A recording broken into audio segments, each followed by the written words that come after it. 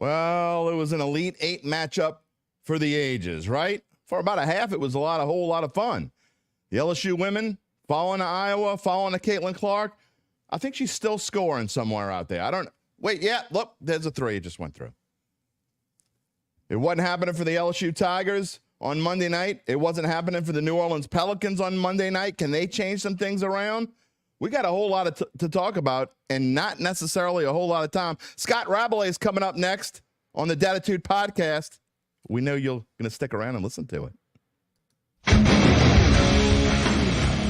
If you're looking for the latest scoop and in-depth interviews on the Saints, the NFL, the Pelicans, LSU, along with the best bets of the week, then lucky you.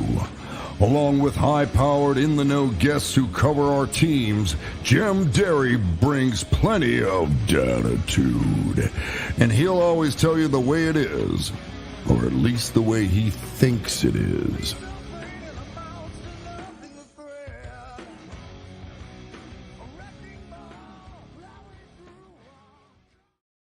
Where you at, New Orleans? And hello to my friends elsewhere, everywhere out there who are just plain upset we didn't have a show Monday, missing all the opportunities for endless April Fool's jokes. You probably didn't want to hear that. Probably better off that we're doing this here on a Wednesday instead, and it's April the 3rd. How was your Easter weekend, everybody? So much to talk about today. I know I keep saying I'm going to try to cram this into 45 minutes. You all know better. I really am going to try. I'm not promising anything because we got a lot to talk about. We got two guests on the show today, and we're going to start it off in just a minute. So much to talk about.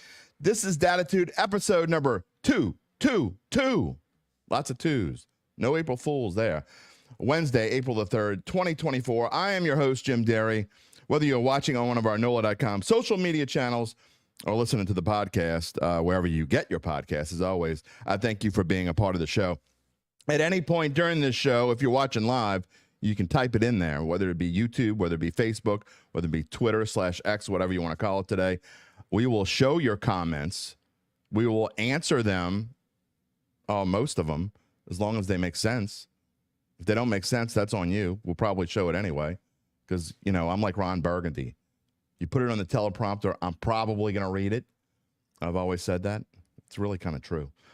If you haven't already, by the way, a reminder to please subscribe to our everyday growing YouTube page, Dattitude YouTube page. Just search for @DattitudePod if you can't find it. Click on the little bell. You'll always find out when we go live. Trying to get more regular times. It is what it is. Breaking news this morning, by the way. In the NFL, the Buffalo Bills have apparently traded wide receiver Stephon Diggs. Holy smokes. To Gabe Henderson's Houston Texans. That is some breaking news this morning. I'm just hearing this. Bills get Minnesota's second-round pick in 2025. They get the Texans get Diggs, a 2024 sixth-round pick, and the 2025 fifth-round pick. Big news this morning. So there you go. NFL news breaking this morning here on the Dattitude podcast. Stephon Diggs to the Houston Texans, who are suddenly going to become a fourth. C.J. Stroud has got some ammunition. All right. Well, about 5 minutes from now, we'll be welcoming in our own Scott Rabalais, sports columnist for The Advocate. We're going to talk about these LSU women and their loss to Iowa in the Elite Eight. And I will have my own short thoughts in Derry's Dime, very truncated, abbreviated, however you want to call it, Derry's Dime, just a minute. I do want to just touch on the Pelicans real quick because obviously they have a huge game tonight against the Orlando Magic, and you see the standings there on the screen. They're different than when we talked just late last week. We talked about the importance of this homestand, and Christian Clark is coming on Friday, and we're going to talk more about the Pelicans. We're going to spend most of Friday's show talking about the Pels. This game tonight, you don't want to ever say must win in the NBA when you're talking about an 82-game season. But if you look at these standings, if you want to stay out of this play-in game, they're getting into must-win territory. It's less than 2 weeks now left in the season. That number keeps getting higher games back. 7.5. They're tied with Dallas, but Dallas has the tiebreaker over them. They're not going to catch the Clippers now, and they had their chances. The Clippers haven't been playing very well, to be honest. So they had their chances to catch them. What will they do tonight against an Orlando Magic team that they lost to by 15 just 2 weeks ago? Going to find out. Again, it's dicey time. You do see those championship numbers odds we talked about earlier. They dropped from 7,500 to 7,000 to now plus 6,500. That's only because there's less time in the season. And now you see that the Pelicans, are they going to stay out of the play-in game? I don't know. I got to be honest. I was worried 2 weeks ago when we were talking about it on the show. I'm worried still. Just saying. The LSU women, again, I'm going to let Rab have his say in just a moment, but real quick, I got to say mine. I got to speak my piece. We do have a clip coming up, by the way, from Kim Mulkey and trying to guard Caitlin Clark. And I get, look, someone asked Gino Auriemma yesterday, how do you stop Caitlin Clark? And he says you don't. Obviously, you don't. She's unstoppable. But at the same time, you can't allow 41 points. I don't care who she is and how good she is. And it wasn't just Caitlin Clark that was hitting him. She was dishing him off. In fact, I thought she probably could have scored 51 if she wanted to. There were times when she dished off when I said, look, she's got an open shot, and she passed it up. If she's hitting them from the parking lot, you got to guard her from the parking lot. And I just don't think LSU did a really good enough job about that. They played tit for tat. That kind of worked in the first half, 45-45 at halftime. But Kim Mulkey didn't make a whole lot of changes, in my opinion. And Kim Mulkey may be the best coach in college basketball, women's college basketball. I don't know. I mean, Gino Auriemma has won, 196 national championships? I don't know. So he would know. We'll see how he does. I just think Iowa, as good as South Carolina is, I'm not betting against Iowa going forward. They've got an attitude. I think you're going to learn a lot about this Hawkeyes team, obviously, in this first Final Four game, because what does the emotion of the loss to LSU do to them? Find out in a hurry. But if they win this game as big as they won against LSU, I'm not betting them against against South Carolina. Is it a fait accompli? They're going to play South. Yeah, South Carolina's going to be in the national championship game. You want to talk about a chip on their shoulders from last year? South Carolina's got a chip on their shoulders, and not a whole lot of people are talking about them like they were talking about them last year. It's a little bit different. We're going to talk about LSU. I want to ask Rab also about, because I think that the NCAA, and I've said this before, they did no one, and I'm not talking about LSU or Iowa, I'm talking about just basketball fans. They did no one any favors by putting this game so it would be in the Elite Eight. I think it's absurd that these teams played in the Elite Eight. This should have been a Final Four game. Whether LSU and or Iowa would have made it had you make it so they play in the Final Four, I don't know. Would LSU have gotten past USC if they put them in the lower bracket? I don't know. But that's something that should have happened. It should have been that way, and they should have made it that way. Does Angel Reese stay? I don't know. Let's ask the man, the myth, the legend, Scott Rabalais, is joining us here on the Dattitude podcast this Wednesday morning. Rab, how are you, buddy? I'm good. I'm going to take my glasses off. Okay, there you go. But I only try to use them when I need to look up a stat or something. That's okay. Look, I took mine off too. There we go. The glare gets my eyes. Look, that's right. It's the glare. It's been a fun week. Look, you don't win them all. And the LSU, look, I think it's kind of what a lot of people really kind of deep down knew. I said last week I didn't think, had Zach Ewing on the show. I didn't think they would win. A lot of people asked me what I thought last week, and off the air, walking around what I thought, and I thought LSU would lose the game. But they hung tough for a half. They did something that I didn't know that they could do. When they got behind early and they made that charge, and they're like, look, they showed that they still have a lot of oomph left in them. But in the end, you can't allow 41 points. I don't care if it's the best player on the planet or not. You just can't allow 41 points to one player, in my opinion.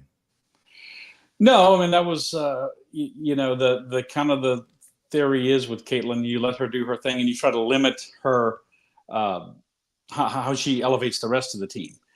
She had 15 assists in a game earlier in the tournament, and she had 12 on Monday night against LSU. So that was a big part of LSU's problem.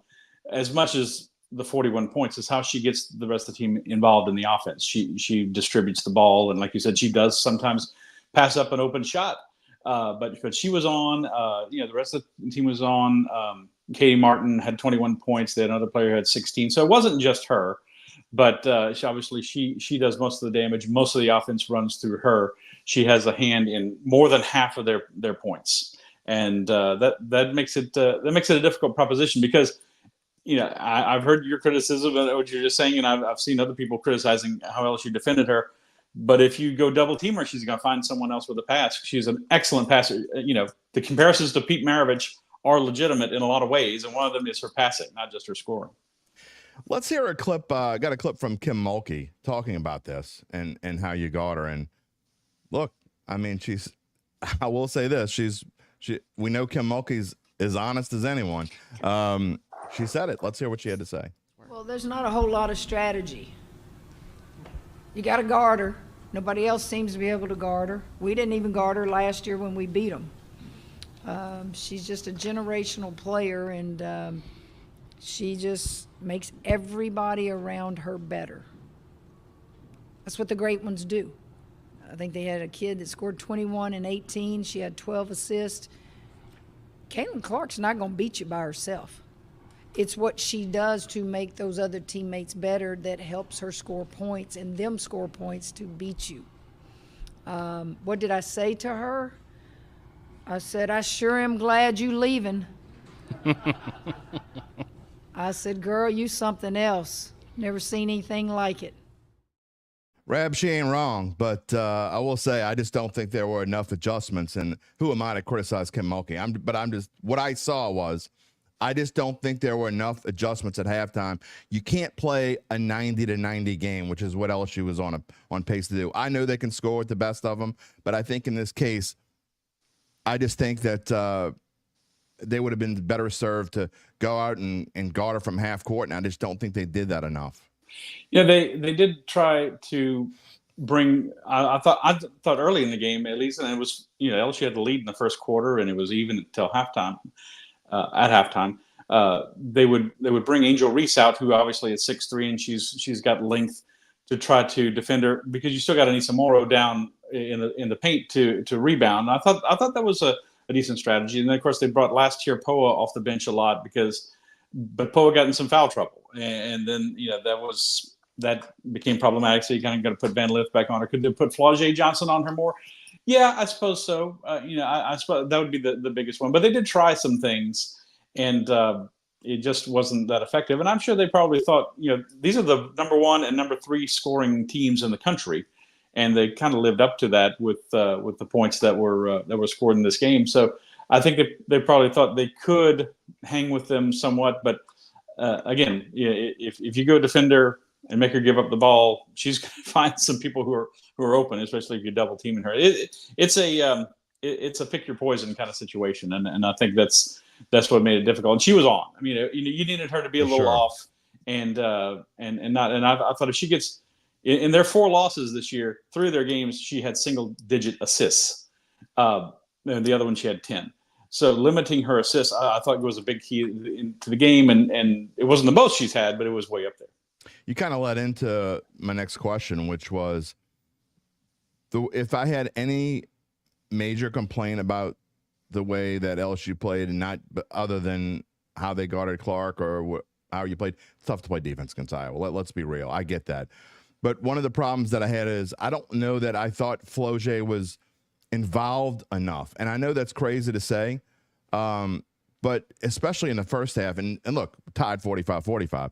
I just didn't think that she got involved enough, and I expected to see more of her. Yeah, it kind of seemed like her points came late. I thought I was kind of surprised. It's like that she got to 23 because at first it didn't seem that she was that involved. But she had a great tournament overall. No question. She played great. She made the all-regional team, and I think if LSU had won the game, it would have been Flau'jae who would have been the MVP for LSU, not Angel Reese. There's no doubt about that. I agree. She played phenomenal. And I think maybe this game wasn't her most effective game, perhaps, but some of the moves that she's improved a lot from her freshman year to this, much more consistent, and obviously had some of her best games against some of the best competition in the NCAA tournament. And I think if Angel does not come back, this is Flau'jae Johnson's team next year. She's the emotional and perhaps also the scoring leader for this team. in 2024, 25. You know what? If that happens, okay. I mean, she's outstanding. She's fantastic, is what she is. So I can't wait to see what great moves. She's got a nice jump shot. She defends well. Great moves to the basket, man. She's got that Euro step thing going on. And there's things that, in fact, like her drives to the basket are more breathtaking than Caitlin Clark's drives to the basket. You know, Caitlin does go to the basket sometimes, but Flaugier would go. She had a move against UCLA. She was on the left wing. She went around the baseline, scooped the ball to herself around the defender, went up and under. It was breathtaking, and we're gonna see more of that from her. She is breathtaking, I think, and she has a chance to be, I think, the best player in women's college basketball next year. I think she does. I really do. We'll see. Let me ask you: do you think that one of the things I think that when you're LSU and you've got that air of cockiness, okay, you are who you are. That is your persona. That has worked for you.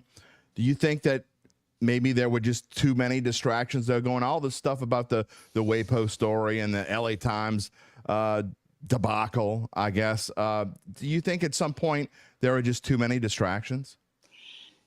Yeah, I guess I have to say yes. I mean, the way in the post-game press conferences when your season ends are emotional, and there was a lot of emotion in the LSU's, and Angel Reese started talking about that. She said, I mean, we're just going on what she said, that she's had death threats and other threats, and she's dealt with a lot of criticism this year. Maybe I can see how it all kind of piled up on it. Now, this is a team that creates its own distractions. Yeah, and by saying that, I mean Angel Reese, is out there on social media a lot, and she's doing commercials, and she's on magazine covers, and she's become one of the faces of the women's game. And Flaugier Johnson's a rap star, and Haley Van Lith is on. She has a deal with Adidas. She's on the storefront in Lower Manhattan. She's on one side of the storefront, and Lionel Messi's on the other side. So I mean, that's pretty cool.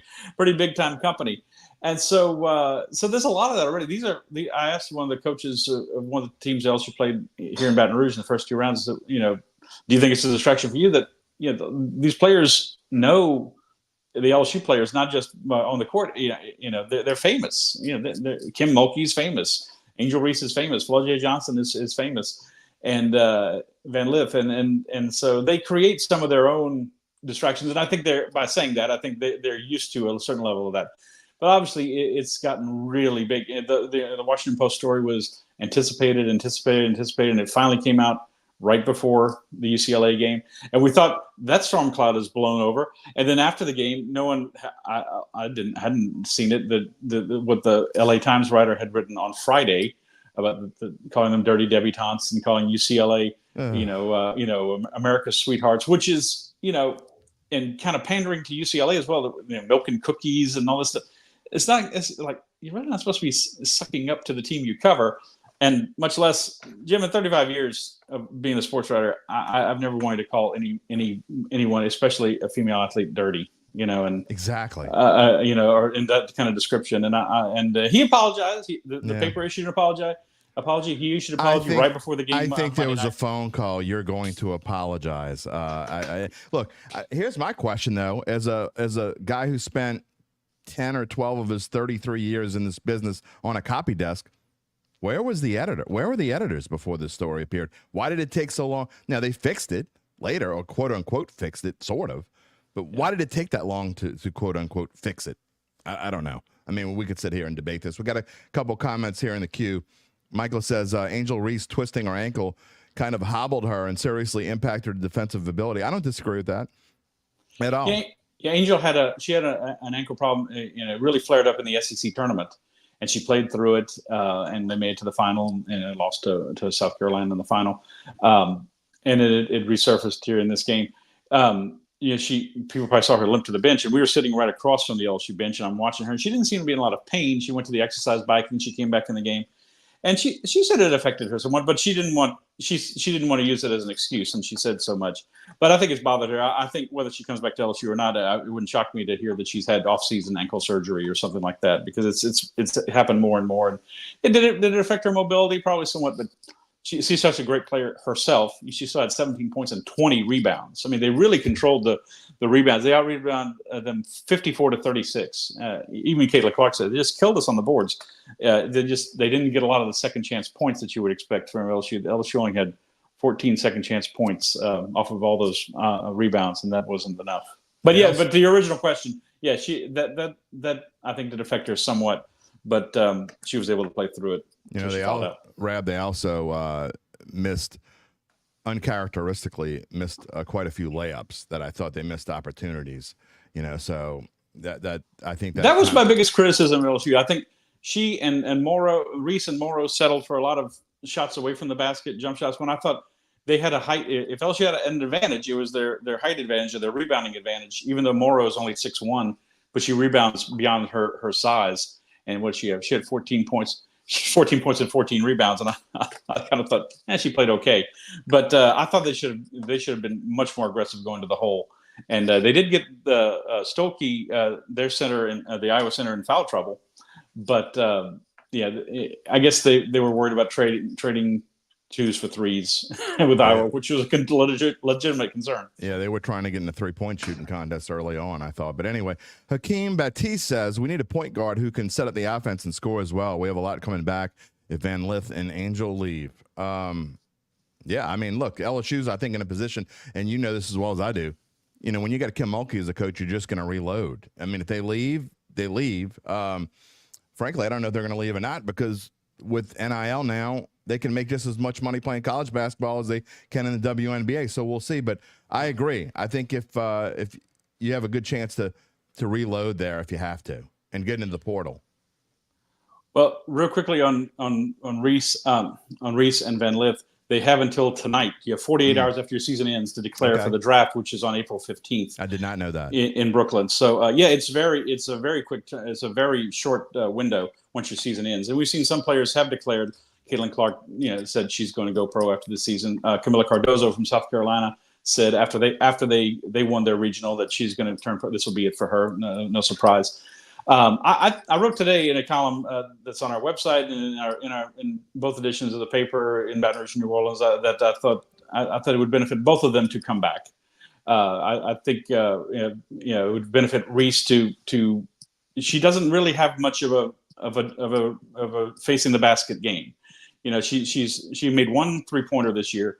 The two shots she took away from the basket in the game she missed, one from near the free throw line, one from the right wing. Morrow has a better game in terms of that, facing the basket. And I think as a 6'3" forward, I think she's going to need to stretch her game. And it's better to learn that in college than in the WNBA against older, more veteran players. Van Lith, I think, would benefit from coming back if, as your viewer said, if they can find a true point guard and not to knock last year Poa, but someone who's a more effective scorer, something like that. They're going to have to go heavy in the transfer portal this year. They only signed one player out of high school, Jada Richard, the Louisiana Player of the Year from Lafayette Christian. So they're going in the portal already. They already got one player, Jersey Wolfenbarger, a 6'5" transfer from Arkansas. They got to go get try to find a true point guard, which would allow Haley to move back to her natural position, which is shooting guard. And that's been the biggest thing. If they can find someone who's good at distributing the ball and can score somewhat, and say Angel came back at least, which I'm not saying she will, but if she did, boy, you really have something. Even if she doesn't, even if they don't come back, right? They've got a lot for next year with Flaugier and Michaela Williams and Anissa Morrow coming back, and if you add a couple of right pieces, so they're going to go heavy in the portal, and I think that's one of the things that they have to go find is someone who can do what they said. Georgia Amore from Virginia Tech, who LSU played the Final Four last year, is in the portal already. Is in the portal. I don't know. Yeah, maybe she's going to go to Kentucky and follow her coach there, who went there. But that's the kind of player you need. Absolutely. Right I will say this: I think it's crazy that they only give them 48 hours to decide. I mean, you just finished this emotional, especially when you're talking about the tournament, and LSU. They're still emotional. I'm sure that's all they spent. Now she's got to go think about her future and make this decision. And I'm sure she's been thinking about it already, but this isn't something you want to think about during a basketball season. Jim, if I can get on my soapbox for just a minute, there's a lot of crazy things about women's basketball, and we've seen during this tournament. That's one of them. This short window, the USA Basketball set up a camp for a pre-Olympic camp and it's this week, and they invited Caitlin Clark, and so she had to choose. And they asked her, would you go? And obviously she said, if my team advances, this was before they played LSU. If my team advances, I'm going to the Final Four. But if not, I'm going to go to the camp. If we lose, I'm going to go to the camp, because she said the ultimate thing is to play for your country in the Olympics to her. And, what you would expect her to say. So she can't go to this thing because she's preparing to go to the final. I'm sure they went straight to Cleveland, as LSU was going to do. Why make it this week? When the Final Four is USA basketball. Then we had this deadline with the WNBA draft. Then, of course, during the tournament, we saw a referee in a game for Chattanooga who had a degree from Chattanooga calling the game had to be replaced at halftime.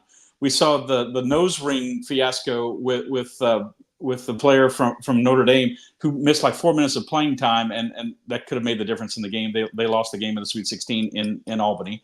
Then you had the court thing in Portland, Oregon, and Vic Schaefer, the coach of Texas, who lost in the regional final to NC State, and NC State plays South Carolina in Cleveland, said only in women's basketball. And he was absolutely right. Only women's basketball. You had the 3-point lines that didn't match, and it was just an utter embarrassment. And the whole thing, Jim, of having two. They've done this the last 2 years, 2 regionals in one site instead of 4, like in the men's tournament, or 4, like you said, in the women's tournament. It just looks like the NCAA is trying to save a buck. It really 100%. does. It does. And there weren't enough good hotels in Albany for 18. They had 8 teams there. There weren't enough good hotels for the team to stay in. It's not a big city. Portland, it may have been a little different. They had the court thing, So it's just the whole thing just looks like it was only 3 years ago they started letting the women use the phrase March Madness. It's like why did it take so long?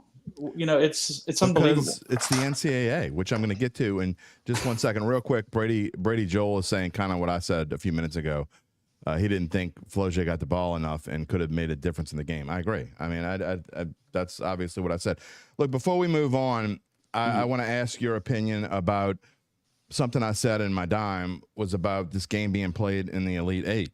When you talk about the things that the NCAA does wrong, there was no reason to put them in the same bracket. I don't understand this whatsoever. Now, would they have made it to the Final Four and played one another? Who knows? Maybe they would, maybe they wouldn't have. But to me, you're trying to build up your ratings and interest in this game, and you're talking about 2 of the most watched games ever in the history of LSU, not LSU, the history of NCAA women's basketball is LSU-Iowa in 2023, and now LSU-Iowa in 2024.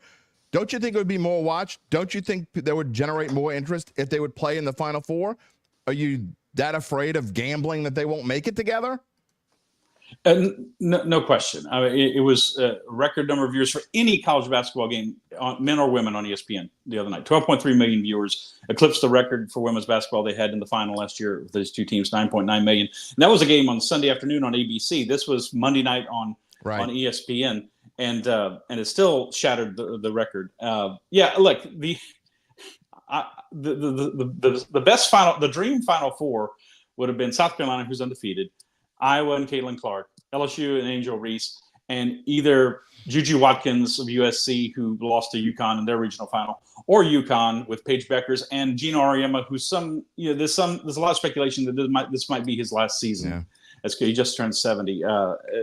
This might be it. Not that he's said, but there's a lot of speculation of that. So you could have taken any of those. Let's say South Carolina, the 2 USCs, LSU and Iowa. They would have had even better ratings. They're talking about growing the game and all that, and they have, and they're really growing the game in women's basketball, not like Live Golf, is growing the game. It's growing the game. They're really growing the game in women's basketball, and so they really missed the boat. This was a brutally difficult regional, with LSU and UCLA and Iowa, and you're going to leave somebody out. Who really was going to help move the needle if they got to, and you're right. There's no guarantee that you're going to get those teams there if you don't pair them together earlier. But boy, it could have been even better. Rebecca Lobo, I spoke to her after LSU's game with UCLA, and she said the same thing. She said, as soon as I saw them on Selection Sunday, I was like, this could have been better. And could have been way better. It was. And they're looking at just the metrics and not looking at the big picture. You really could have grown the game even more, but it's good that they met, but it's a shame when it happened. It's like someone doubles down in blackjack and they win and they get out of the game right away. They're too scared to gamble anymore, which is fine. But when you're talking about the NCAA, you shouldn't be afraid to gamble a little bit. And I know you don't want to take the chance on those two teams not playing one another, but I mean, you're taking a chance anyway. Anything can happen throughout a tournament. All right, I do want to move on here real quickly. We got a couple other things that I'd like to pick your brain on. One is LSU baseball very quickly. Look, it's been a struggle for the Tigers. They lose to Southern the other night. I mean, they've now lost 4 in a row after getting swept this past weekend. When I first saw this team come out, I thought, this season pitching wise, and even though they won the national championship, you were worried about pitching beyond Paul Skeens, but it looked like they were going to be okay, and now they've kind of like struggled a little bit, dropped all the way to 25th in the rankings, and I'm sure losing to Southern ain't going to help. So you look at the schedule coming up: Vanderbilt, at Tennessee, at Missouri, with some locals sprinkled in. I think the Tigers are kind of at a crossroads right now. Yeah, I mean, 20-10 now, lost 4 in a row, lost your first 3 SEC series, been run ruled twice on a Sunday by Mississippi State and Florida, got swept at Arkansas. 3 competitive games in Fayetteville. And Arkansas is they're the number 1 team in the country this year. They're looking really good. But still, you needed to break through and at least win one of them. It kind of seems like when they pitch well, they don't hit, and when they don't pitch well, and vice versa. The other night they didn't do either well. They gave up 12 runs to Southern, and they only had 4 hits in the game. Not to pick on Southern, but 4 hits. My goodness, you got a couple of good pitchers. Luke Holman, the transfer from Alabama, has pitched really well. 1.38 ERA. He's 5-1 overall so far. Will Helmers has pitched well. Aiden Moffitt, Griffin the Herring, and of course you got some stars at the top of the line like Tommy White hitting 328, 9 home runs already. Hayden Travinsky is a 300 hitter. So Stephen Milam, Michael Braswell. People say he can't hit. He's hitting 302, but the team is as a team is only hitting 285. You knew they were going to miss Paul Skeens and Dylan Cruz, obviously the top 2 picks in the draft last year. But it's some of the players that you just got to have some guys to step up and fill those roles, or at least, as they said in Moneyball, in the aggregate. Maybe one player can't replace Dylan Cruz, or one pitcher can't replace Paul Skeens, but maybe collectively they can. And they haven't been able to do that yet. That said, it's a long season. Anything can happen in college baseball. Ole Miss, caught fire, late in the season, 2 years ago, and won the College World Series. I don't see that from this LSU team, but I didn't see it from Ole Miss before they swept LSU that weekend. I covered that series. Leah Van, who was our writer, then was at like in a wedding or something like that, so I covered. They swept LSU, and they went on from there. It doesn't take much, but they need something. And I saw one thing on social media. Somebody said, Jay Johnson must just be resting on his laurels. That guy doesn't rest on any laurels, man. He said he was at the ballpark till after 2 a.m. after the Southern game Monday night. It was Tuesday morning, and I believe it. He is all baseball all the time, and you could do worse than having Jay Johnson try to figure things out. But it's they're just not producing. They're just not getting it done, and it can be tough. The last 2 national champions before LSU, Miss State and Ole Miss, did not make it back to the NCAA tournament the next year. State hasn't been back the last 2 years, so they're looking better this year. So that I don't think that's going to happen to LSU, but they gotta try to figure out how to get themselves in position to host a regional. I don't see them being able to get to be a top 8 seed like they were last year, no. but that's got to be the goal with them right now, getting in the tournament and being able to host a regional. Yeah, they'd have to catch fire to get one of those 8 national seeds at this point. But you brought up memories of Bob Uecker, 4 hits, 4 GD hits. I mean, come on, man. I mean, what the heck's going on around here? But, it is what it is. Look, if anybody can work magic, it's Jay Johnson. And we've seen LSU teams in the past, really, including last year. They didn't go through this kind of slump. But you see, baseball is such a long season. You see slumps happen. And it's the team, always rep to me, that is playing best at the end of the season that gets hot. And they didn't have to play well in the SEC tournament last year, so it really didn't matter all that much. But we've seen LSU teams in the past kind of catch fire a little bit. And if this team gets hot going into the tournament, no one's going to want to play them. Yeah, I mean, they got some very nice pieces and some star players, and they just need to they just got to get more, guys like Paxton Kling hitting 188, Right. and that's rough. Or Josh Pearson 239. They got to get some of those guys going, and some of these other pitchers going. Thatcher Hurd has an ERA of 6.75. This is your Sunday starter. That's your Sunday starter, and you can piece together a Sunday game, without your starter going, most of the way in SEC play, but it doesn't help. So they got a lot of things to figure out, but there is still time. It's still it's just the start of April, and it's a long way to. But you can't think national championship right now. Last year they were preseason number 1. And they spent most of the season around the top of the rankings, if not there. And it was no shock that they won the title. They were number 1, in preseason. They had all these pieces. This year, you got to think about the little things. Get to the SEC tournament because 2 teams get left out. Get in the NCAA tournament. Get to host a regional, and then see what happens from there. They still have time to do that, but they really need a series win in the worst way, and it's obviously not going to be easy against Vanderbilt, who's again has a fine team, top 10 team. Not at all, and you got to win at home. So we'll see if they can do that this weekend. Again, Vanderbilt this weekend, and then before going on the road at Tennessee next weekend. Speaking about next weekend, I don't know how many straight Masters you have covered now. But if there's one thing in my career that there's 2 things in my career that I've never been able to do, believe it or not, that I've always wanted to do. And that's 1, cover the Masters, and 2, I've never been to a Super Bowl. So maybe that'll change this year. Really? Let's say with the Super Bowl. Yeah. We'll see if it happens.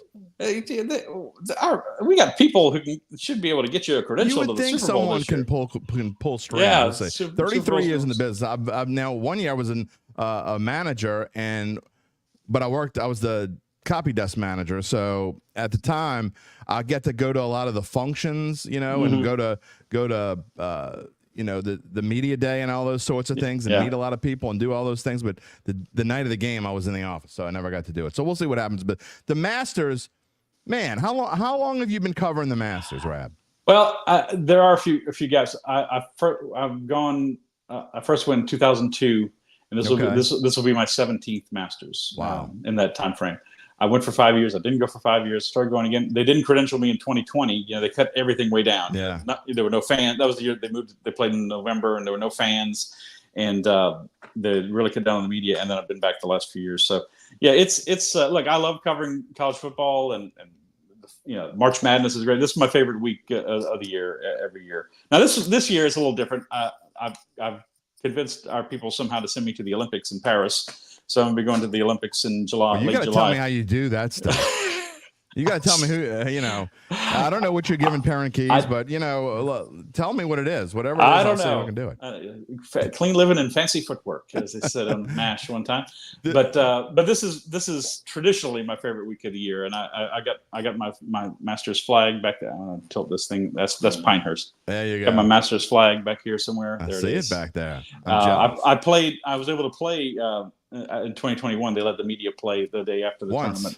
You get to play once. I played once, and we drove down Magnolia Lane. They put us in the champions locker room. I had Sevi Ballesteros' locker, and we went out on the veranda, had a little breakfast, and Jim Nantz comes by, and Sam Farmer, a great reporter from the LA Times, yells at him, Jim, he's down there. Jim, are you playing today, Jim? No, I just came to say goodbye to the golf course. I'm like, well, that's figures. That's going into the column. Everybody writes a column after they play. Right. What's it like? And I shot 100, and not my scorecard's up there too. I shot like 109, but hitting every water hazard except on 13. But I still had it was still. Amen. Baby. That's what it really hit me when you cross that bridge, because only the players, the caddies, some officials, and some TV guys ever go back there, because there's no place for the gallery behind 12 green. And I was like, that's when I realized they're really going to let us do this. That was unbelievable. But it's a great week. They do a fantastic job hosting it. And right now, as we speak, doing this, the Augusta National Women's Amateur is going on. And you have 2 players from LSU, Ingrid Lindblad, who is the world #1 women's amateur, and LaTonna Stone, who finished second there and was runner-up in the U.S. Amateur last year, is there. And they have a recruit, Rocio Tejado, who's in there as well. And so they're playing. They play today, tomorrow, and Saturday. Then Sunday is the drive, chip, and putt. We've got a young lady from Denham Springs who's in the drive, chip, and putt. And then it's Masters Week next week. And of course, watching to see can Scotty Scheffler, do it again. Man. He's been playing awesome. Awesome. That's putting it mildly. Look, I am really glad that a few years ago they started putting some women's tournaments there at Augusta National. I think it's a great thing for the game. I think it's a great way to grow the game, and I think that that golf in general has done a really good job trying to get people interested in the game the last few years. And having a guy like Scotty Scheffler doesn't hurt. Scotty is a great guy. I mean, he's one of those players. Sometimes I kind of get tired of people who win. So when they start win, you're winning too much.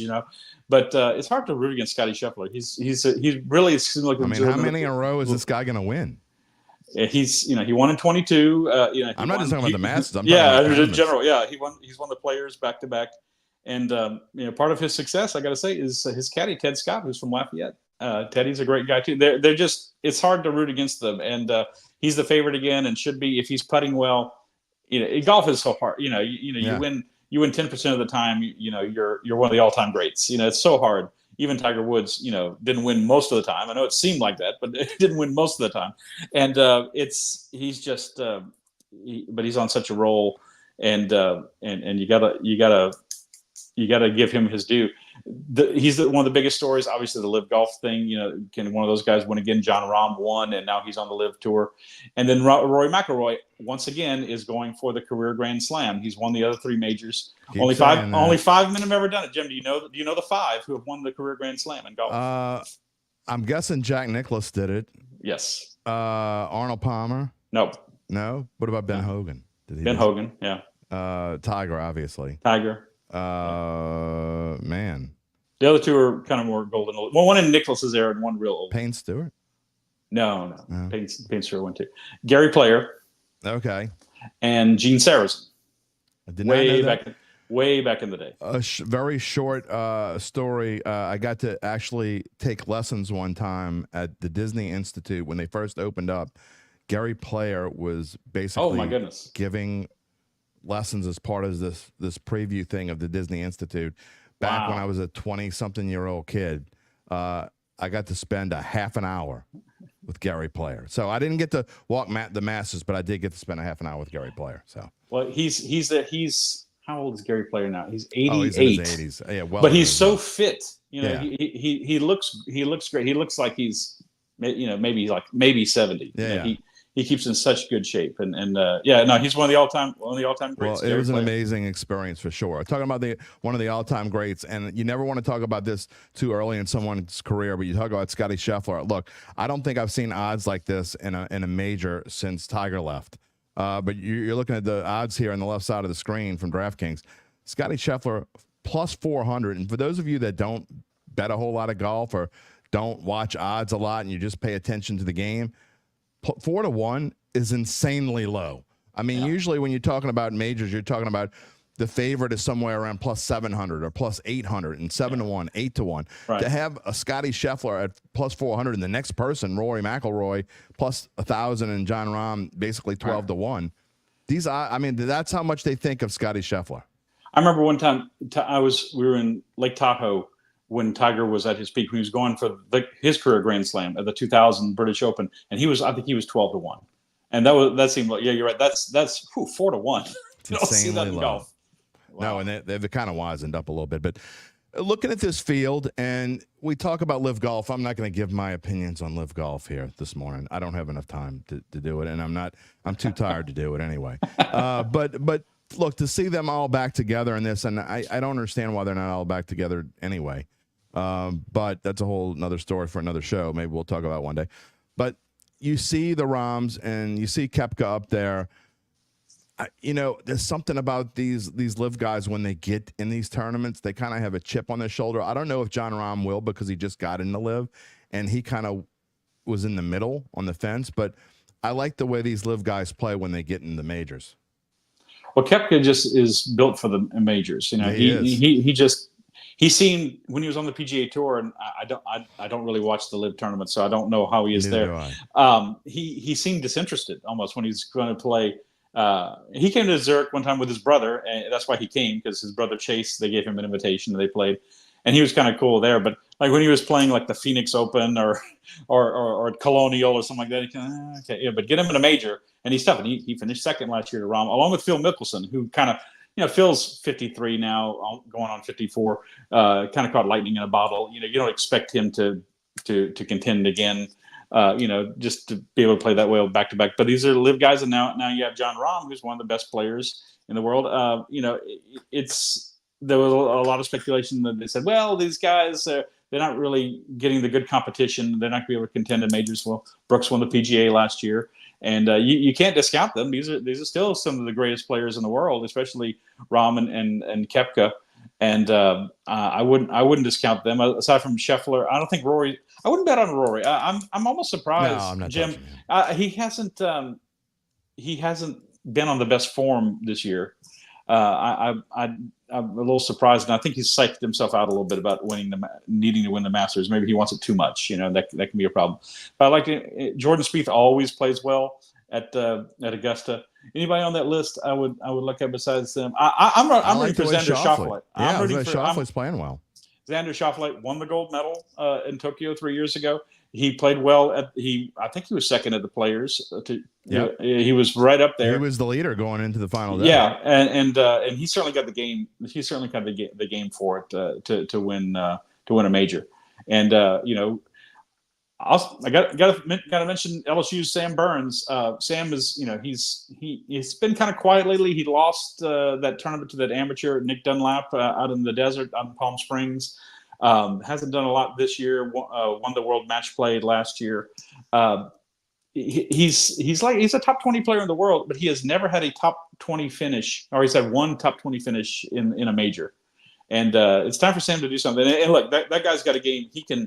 He's a major champion. He hits it long. He putts it well. He's got a very even temperament. I keep waiting for him to break out in one of these majors. Maybe next week will be the week for Sam Burns. Sam Burns is plus 5,000, which means he's 50 to 1. If you put $10 on him and he wins, $500. And the LSU guy does it. So it'll be. If you're looking for a flyer and with some local interest, you can't do worse than $10. You can't do better than Sam Burns. You enjoy 4 days of golf and have somebody to root for. For $10 and maybe win 500. Rab, enjoy Augusta. I appreciate your time so much. It's always a pleasure to talk to you, and I hope to have you on again soon. Oh, please do. It's been fun. Thank you, Jim. Thank you. Scott Rabalais here on the Dattitude podcast. Always great having our own guys, and especially someone with as much knowledge as he does. I mean, look, when I say I'm jealous about him going to the Masters, I'm not kidding. I mean, who wouldn't want to have a work paid expense? Now you got to do work, but it's not enough work to outweigh. I mean, let's see, write a couple stories, follow some. I think I'll take the gig. Go ahead, give it to me. I can take it. Speaking of taking it, I'm gonna move into the fantasy roundup. By the way, in case you didn't hear me earlier with the breaking news of the day, Stephon Diggs to the Houston Texans. You kind of had a feeling, Spence, that they were going to make a move. They're trying to get rid of the distractions in Buffalo. Whether it'll help Josh Allen, I don't know. We're going to get to football in just a minute, but that is a huge move, and we'll see now if Stephon Diggs can kind of replicate success with C.J. Stroud that he found, in Minnesota and then in Buffalo. Right. Yeah, I was shocked to see that, Jim. I was expecting Diggs to end up somewhere where he would have still been the guy. Because with the Texans now, he's going to have to share targets with Nico and Tank Dell. But I'm guessing he just wanted a change of scenery. Going to have a new quarterback, a lot of younger guys there. So I think he'll just have to learn to adjust. And I think he'll be okay out there. But he's going to have to accept that he's not going to be the target hog that he used to be. Well, he was sharing targets with Gabe Davis, and we saw how that worked out. He was crying about it. So, got a feeling if he was crying in Buffalo, and going to be crying in Houston. Gabe Henderson says his last chance at a ring. That is mighty optimistic there, Gabe Henderson. Mighty optimistic, but why not? I think they got a good mix now. Bringing in Joe Mixon. Because when you have a lot of young guys like that, you want to compliment them with some veterans. So hopefully Diggs is in the right mindset. I would think he would be because I don't think he would have just done this trade had he been like, oh, I'm not going to play. You know, I'm sure they've talked to him about it before and made sure he was on the right track. But yeah, you never know if one little thing could set him off. But for the Texans' sake, hopefully it works out because they've got a dangerous offense now. Yeah, we're going to spend a lot of time over the course of the next few months talking about odds and win totals and all those sorts of things in football. We really are. I mean, that's kind of part of what we do in the summer. But if you want to bet on a second-year quarterback to win the Super Bowl, go ahead. It's your money. Just saying. All right, let's talk about the fantasy roundup and talk about baseball. And early part of the season, I thought it was funny last night before we talk about the waiver wire pitches. Hilarious. Not just funny, hilarious. Bryce Harper broke his slump. He was 0 for 11. They just started the damn season. He hit 3 home runs last night. He's Bryce Harper. He's going to be just fine. Oh, yeah. Yeah, this is another good opportunity to buy low on players. You know, Harper, you missed the boat on that. But, for example, Nico Hoerner for the Cubs, he's off the slow start. I've been trying to buy low on him in some leagues because he's someone that, just looking at his numbers last year, he's going to turn it around. I know people just want to panic after 4 games or whatever, but that's silly. They play 162. Let the other people overreact and then scoop up these players off the slow starts. You know, I joked about Major League. I made a Major League reference. I don't think I've ever had 2 Major League references in one show, but why not today? We got 161 more of these things to go. I mean, that's kind of where they are, Lou Brown. So, you know, like Gabe says, Anthony Rendon is 0 for 19. Well, that's a different story. Anthony Rendon didn't. Yeah, well, he didn't even he was talking about he didn't even really want to play. Didn't even look like. So that's a whole different story. Anthony Rendon's a bum. Anyway, let's move on.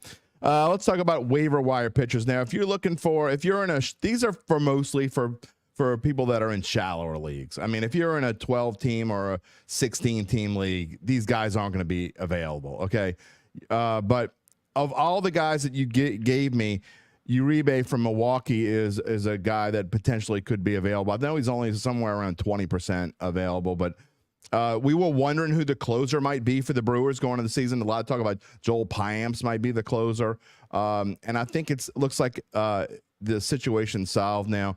And Milwaukee, again, you don't want to get too fired up, but they're worried about how much they were going to be. How much different it would be without Craig Counsell there, and their lineup is a little bit different. But Milwaukee's playing some really good baseball right now. Yeah, definitely. And what I really like with this Uribe kid is that he's pitching. He's not throwing too hard. He's not walking too many guys. This dude can throw gas. I mean, he's a hard thrower. He hadn't been getting the strikeouts like I was thinking he would, but that'll come in time. I'm thinking right now he's a young pitcher that's learning how to pitch, and he's doing so effectively. So I feel like he's the perfect waiver wire addition if you need a closer, because the Brewers, their offense is pretty good, but it's not like so good where they're going to win a bunch of blowouts. So they'll probably have a lot of save opportunities for at least the next 2 months with Devin Williams out with the back injury. So Uribe definitely a great short-term addition with potential for long-term upside, because Williams, you never know how he'll respond. It's not just that. When you have a guy who's closing, and let's say Williams comes back at the beginning of June or something, and this kid's like 16 for 16, are you going to make a change? I'm not. So, I think a lot of times, and managers will do that. If somebody's hot, they're not going to take him out of the role. So he's got a chance to Wally Pipp this guy. Wally Pipp, Devin Williams. We'll see. You got Garrett Jackson, Christian Sanchez on here, both guys that I were kind of targeting in my draft. They went higher than I thought they would go. I'm in a deeper league, so neither one was available to me, but both kind of proven that, hey, maybe they're worth it. Oh, yeah, definitely. Yeah, Griffin Jackson is the short-term closer. Griffin.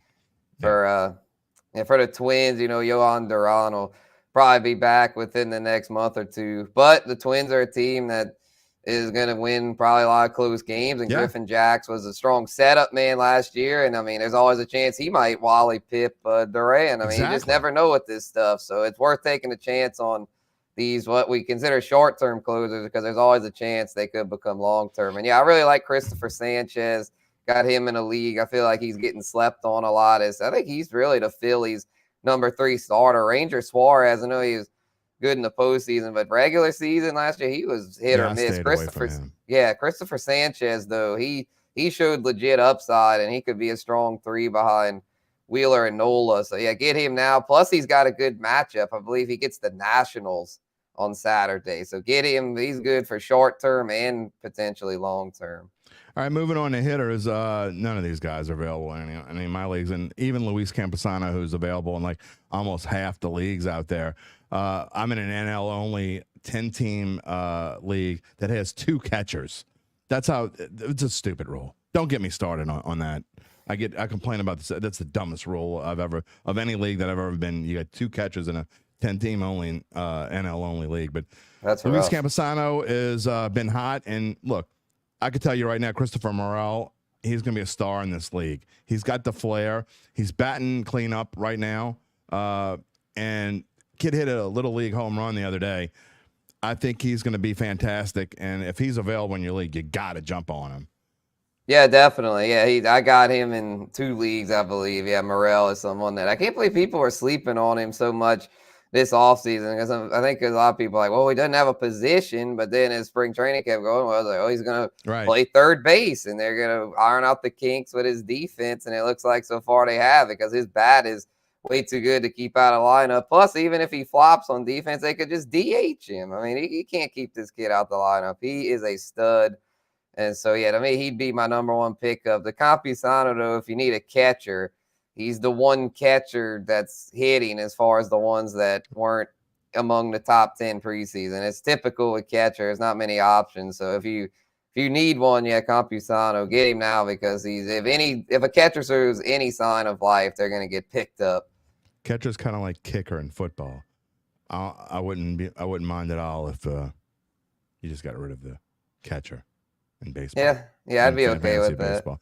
All right, let's move on to football, and we like to have at least one of these until the draft, and I like this one that you picked, Michael Penix team odds and who's going to draft him. You know, all these rumors of where he might go, blah, blah, blah, whatever. Stop, Saints fans. I know we're taking a week off of the Saints here. We've talked a lot of Saints the last couple of weeks. We're going to talk Saints again next week. We'll get closer to the draft. So Saints fans wondering why I'm not talking about the Saints. Look, there's only so much you could say. There's really not a lot going on right now. We had the Dennis Allen press conference last week. I don't want to beat a dead horse, and I don't mean that figuratively. But the Saints are not going to draft a quarterback in the first round if they draft a quarterback at all. So that's why if you look at the top 5 players, and I don't know exactly because I stopped at 6, but Michael Penix is not getting drafted by the Saints. It shows where it's looking more and more likely that he's going to be either a Viking or a Raider, which has kind of made sense all along, which means he's moving up the draft board a little bit, which I think he should, because to me, I think people are sleeping on Michael Penix. Yeah, definitely. And I keep an eye on Denver at 5-1. I mean, we all know how Sean Payton keeps his cards close to the vest. I mean, with everyone's saying either Bo Nix to them. Like, I don't buy that, especially not in the first round. I'd much rather have Michael Penix than Bo Nix. So, exactly. And so it's looking like Michael Penix is going to be the one after his really good pro day. He's going to be the one to end up in the first round, because it's looking like McCarthy for sure is going in the first round. I know you're not a huge McCarthy fan, Jim, I'll talk more about that later. Yeah, but he's going in the first. I think either the Raiders or Vikings jump up to get him, because I still think the top 3 is going to be Williams, Daniels, May in that order. And so then I think either the Vikings or Raiders, probably the Vikings, because they've got that other first-round pick. They'll probably jump up for McCarthy.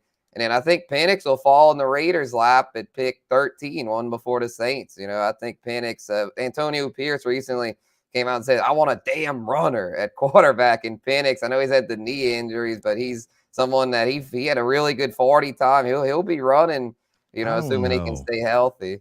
Run for his life, maybe, depending on where he goes. I don't see him being a runner at the next level. Yeah, no, he won't be anything like Jaden or Lamar Jackson, but he'll just be someone that, yeah. And then plus, you know, that coach, because he said he wants a damn runner, but that could all, you know, you can't believe what these coaches say. One thing we're going to be doing starting, I may even start it this week if I have time, but definitely by next week, I'm going to be doing daily shorts on draft preview guys, and I'm going to try to do first-round guys. I was going to do it to focus on guys the Saints might draft, but I think I'm going to open it up. I think I'm going to do just 1 or 2 a day. We're going to try to preview the whole first round and do shorts on guys I think may go. So we'll see. You could Can't say a whole lot in a minute, but we'll have fun with it and see what happens. All right, Spencer, looking forward to the next fantasy roundup next Wednesday, every Wednesday on the Dattitude podcast. Thank you, buddy. Yeah, for sure, Jim. All right, time to get to the extra point. And look, I know that I've done a whole lot of personal things. It's been that kind of start of the year. For those that follow the show on a regular basis, know that I've lost my dad a little over a month ago. I had my grandparents, what would have been their 100th wedding anniversary. But you know what? It's my show. I can do whatever the hell I want. So I know you want to listen. I know you care about me. But here's the thing with this one. Since I put in the extra point in the show a little over a month ago, I've had quite a, like I said, I had quite a few personal moments. That being said, there was no way I wasn't going to dedicate episode number 222 to my sister Christy, who passed away 5 years ago this coming June. And why is that, you ask? Well, she was fascinated with the number 2. She always said it represented signs from those dear to us who had departed or from other greater powers or whatever. Whether or not I believed her, I certainly have associated the number 2, the deuce, with Chris more than ever since she left us. And look, I'm a spiritual person. I absolutely believe in God, but I've not been the greatest little Catholic boy throughout my life. Not that I've done anything all that bad, but I haven't been a regular mass goer since I was a teenager. However, Acts 2:22 is about being a person of signs, wonders, and miracles, all of which have been big pieces of my existence, as you saw there with my picture with my mom, who passed away in 2006. Now, Dattitude never wants to go too deep into thought because my brain might explode. Rather, the point of this is not just that I obviously miss my sister, but that I know she has been on this journey with me, this long Dattitude journey. I knew, when I started looking at numbers, and I'm like, I'm at like episode 122 or 124. I always knew that I was going to dedicate this episode to her. The 2 started back when my youngest sister, Cindy, wrote 2s all over the wall. You see her right there with my sister, Chris. She wrote 2s all over the wall in Vaseline at the house we all grew up at, 232 Cottonwood Drive. It continued on from there.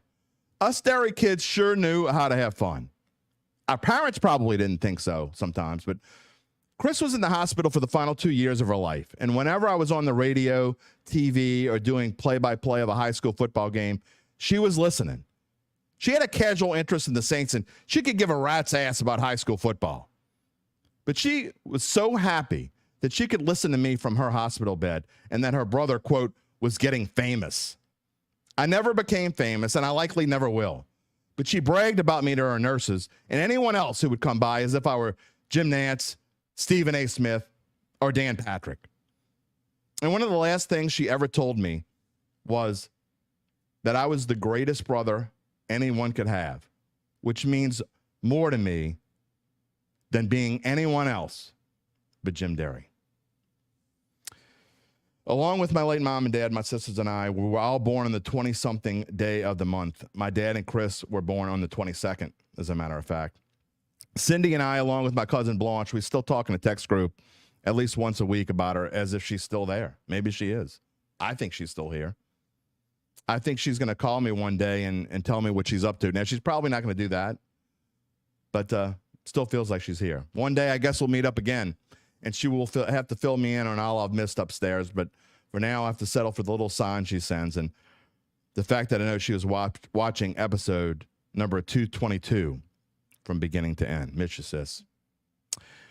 That is going to wrap it up for us here on Dattitude this Wednesday, April the 3rd, 2024. By the way, before we go off, we do have some breaking news. Angel Reese officially is going to the WNBA. She has declared that she will leave. Thank you, Gabe Henderson. She is going to go to the WNBA. So Angel Reese is out at LSU. We'll see what Haley Van Lith does next, but it's going to be hard to replace Angel Reese. But they'll find a way because she's Kim Mulkey and the LSU Tigers. Again, I want to thank today's guests, Scott Rabalais and Spencer the Guru, Gabe Henderson in the background. Before we leave, A-Town says amen. I don't know if he's saying amen to my sister or amen to Angel Reese leaving. I hope you're saying to my sister. I appreciate it, brother. We hope you can join us next on Friday when we will welcome in Christian Clark. And I promise, well, I guess you can never promise, but we had so many problems with Christian a couple of weeks ago on my end with internet issues. I think we've cleared them up. So we're bringing on Christian again, and we want to talk about the Pels anyway. Again, big game tonight against the Orlando Magic.